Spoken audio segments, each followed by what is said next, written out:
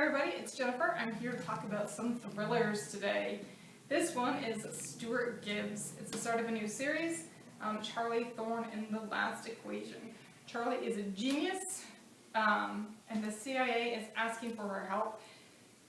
Albert Einstein created this code, which could destroy the world if it's fallen into the wrong hands, and people who have the wrong hands are trying to get it first. So Charlie's kind of torn whether or not she wants to help, but eventually she does.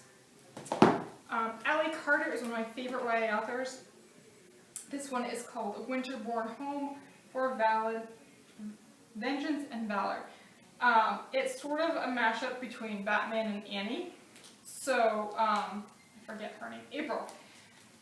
So April is an orphan, sort of. She believes her mom is still out there, and she'll track her down eventually. But she ends up in this home, Winterborn Home, which is kind of a home for orphans, and all of the people in the house are a little bit quirky and they have their own stuff. Winterborn is a stately home, and the heir of Winterborn has a big mystery surrounding him, and everyone thinks he could be dead, but he could be alive, and April is determined to figure out what is going on. That's Not What Happened is by Cody Kleplinger. This is one of Mary and my favorites. It's about the aftermath of a school shooting. The book takes place 3 years afterwards, and it's from the perspective of a couple different students who their lives were basically turned upside down because of the school shooting. But the truth is not exactly how it came out, and one of the girls is trying to figure out if it's right now is the right time for her to tell the truth, and if that truth will be believed now, even though 3 years have passed. Run, Hide, Fight Back is by April Henry. April Henry writes a lot of thrillers, and we have a bunch of these on the shelf, so if you like thrillers, she's a good person to go to. And I forget her name, Miranda. Miranda is 17, she's in a mall with, I think, her friends or her mom. I can't remember. But there's a shooting situation, and she is trying to figure out what to do. So first she runs, and then she hides, and then she figures out how to fight back. And she's with a group of other teenagers. They all kind of gather together.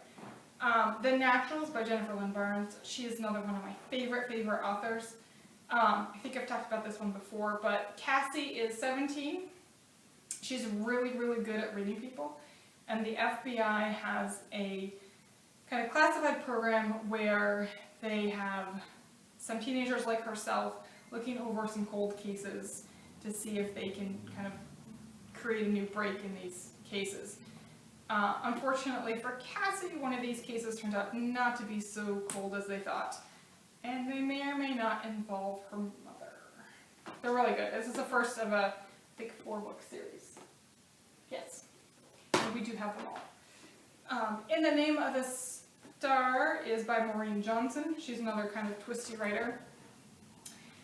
This is a Jack the Ripper type story. It's creepy, there are ghosts, there's a boarding school.